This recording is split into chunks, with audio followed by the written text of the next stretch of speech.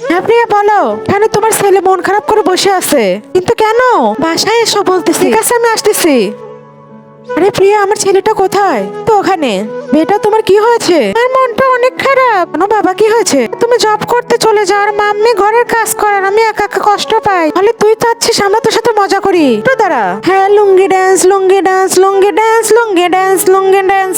ধ্যাৎ, এগুলা কি করতেছে? আমার একটু ভালো লাগতেছে না। তোরা বউ মনে হয় এগুলো পছন্দ করতেছে না। প্রিয়া, তাহলে কি করব? আমি জানি না, তুমি কিছু করো। তোরা একটু দাঁড়া, আমি আসতেছি এখনই।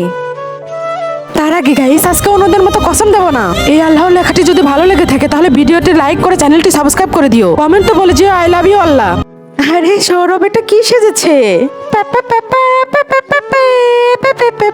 এই পান্ডাকে দেখে তো আমার অনেক ভালো লাগতেছে। এটা কে? না। আরে পাপা, তুমি এটা ছিলে, খুব ভালো লাগছে তোমাকে দেখে।